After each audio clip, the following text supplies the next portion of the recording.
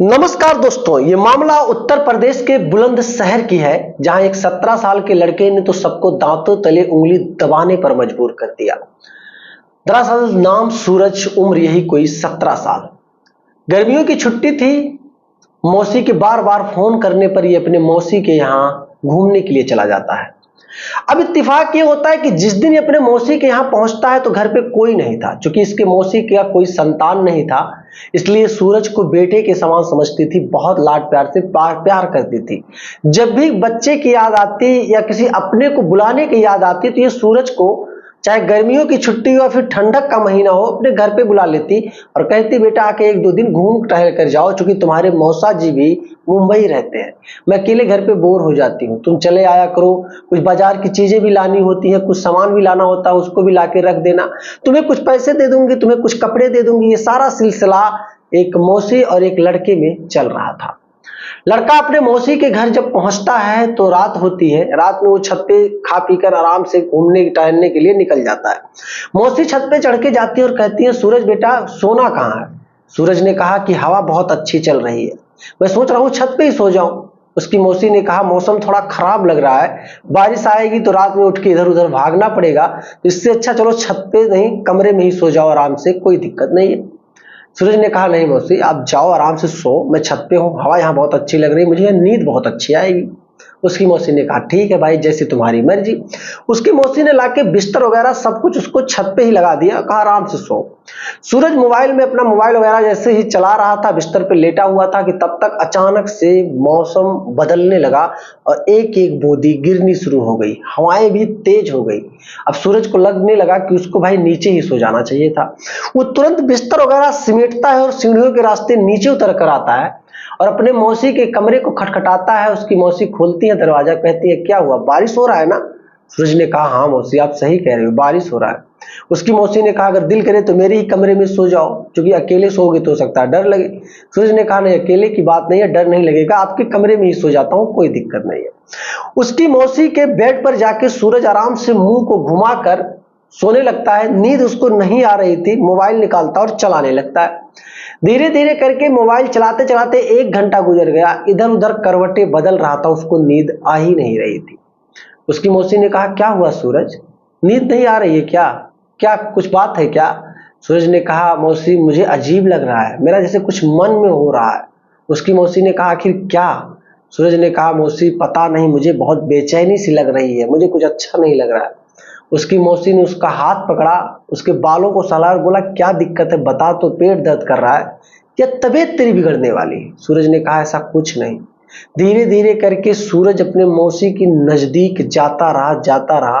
मात्र कुछ ही सेकंड के अंदर मौसी से उल्टी सीधी हरकतें करने पर उतर आया। मौसी भी उसकी अपने आप को कंट्रोल नहीं कर पाई, क्योंकि पति उनका जो था यानी कि सूरज का मौसा, वो तो बाहर ही रहता था। अब मौसी और वो सूरज दोनों मिलकर उस कमरे में संबंध स्थापित कर लेते हैं, यानी कि गलत काम कर बैठते हैं।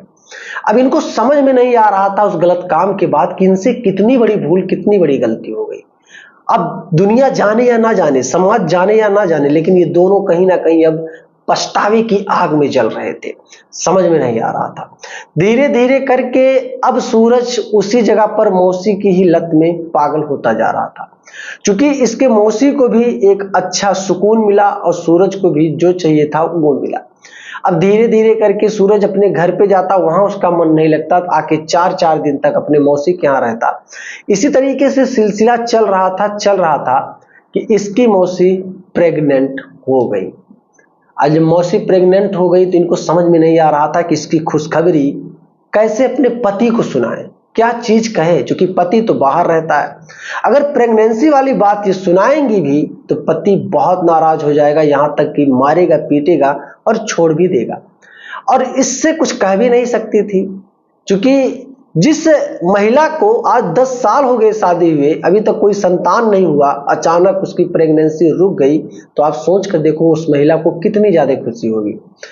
अब उसने कहा कोई बात नहीं। अर्जेंट में उन्होंने अपने पति के पास फोन लगाया और उन्होंने कहा सीधा जल्दी से घर चले आओ, मुझे बड़ा अजीब लगता है, चाहे 10 दिन आकर रहो लेकिन रहो। ये सारी बातें वो करती हैं। पति सीधा मना कर देता है कि मैं नहीं आ पाऊंगा तो 2 महीने के बाद, चूंकि काम मेरा यहाँ बहुत बिजी चल रहा है। अब परेशान हो जाती हैं। सूरज की मौसी को कुछ समझ में नहीं आता कि क्या करें। इन्होंने भी ठान लिया, जो होगा देखा जाएगा, इस बच्चे को तो मैं जन्म दूंगी ही। धीरे धीरे करके वो समय आता रहा और 2 महीने के बाद जब सूरज का मौसा घर पे आता है तो देखता है कि इसकी पत्नी 3 से 3.5 महीने की प्रेग्नेंट है। इस बात को बहुत बड़ा सवाल बनाने लगा सूरज का मौसा और कहने लगा, सच बताओ, वरना मैं कसम खा के कहता हूं तुम्हें मारूंगा भी, पीटूंगा भी और तलाक भी दे दूंगा।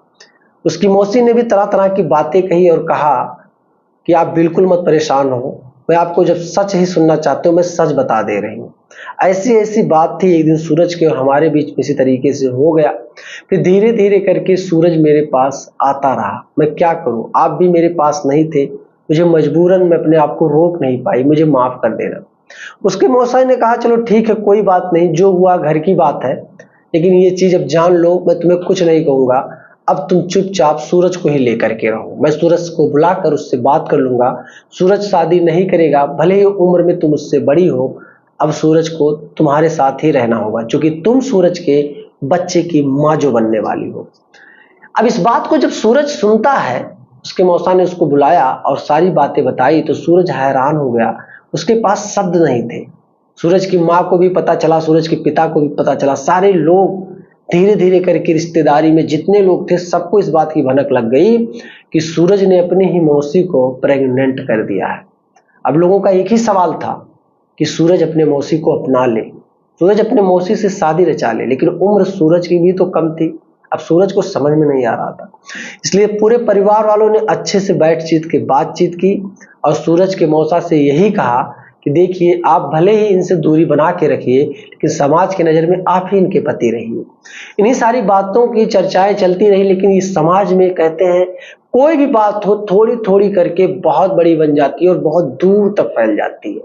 धीरे धीरे करके ये कहानी यहां तक हुई कि मेरे पास भी पहुंच चुकी और मैं भी आज आपको इस कहानी के माध्यम से बहुत कुछ सीखने और सिखाने आया हूं मेरे दोस्त, कि आज के समय में कैसे लोग ऐसी ऐसी घटनाएं कर बैठते हैं, सोच भी नहीं पाते कि हमसे क्या हो रहा है और इसका इल्जाम क्या होगा।